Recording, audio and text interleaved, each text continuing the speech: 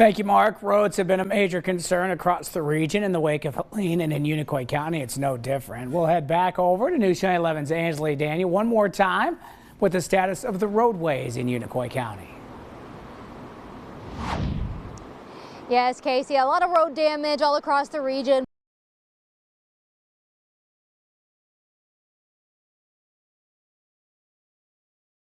Here with the county road superintendent, Mr. Terry Haynes. Thank you so much for joining us. Glad to be here. Well, first off, tell us what roads are still closed and damaged in the county. Okay, the roads that are still closed right now are Jones's Branch Road, which is across the river from where we're standing, and the Unicoi Road, which is right directly behind us.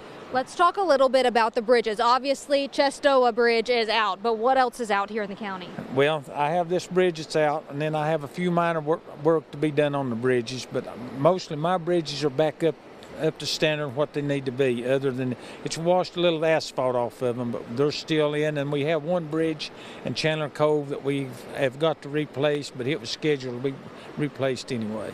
Let's talk a little bit about how much you expect this particular bridge to cost. Well, the engineer, which is Matter and Craig, gave us an estimate about last week one. It was about $12,800,000, and that's just the estimate. Of course, when it's bidded off, it'll come in higher than what the ordinary estimate is.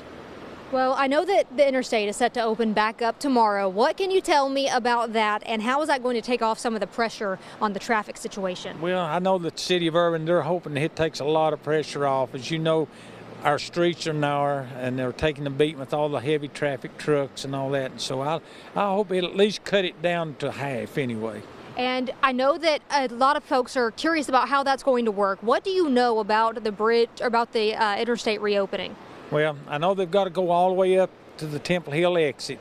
They got to get off. If they're going back into town, they got to come up and get off, come back towards town and get off at the and go across to Jackson Love, go back into town that way. And so do you know about what time that's going to happen, and any advice for people? I think it's supposed to open tomorrow around 10, 11 o'clock. And I just slow down. Please just slow down and be aware of your signs and your flashing lights and the officers on there, because it's going to take you a while to get used to being in one lane on the interstate, and the traffic is going to be congested. All right. Well, Mr. Haynes, thank you so much for joining us and providing this update on the roads. Again, a lot of important information, but another sign of hope tomorrow. The interstate is going to be reopened, one lane in each direction, but again, Casey, taking a lot of traffic congestion out of the town of Irwin.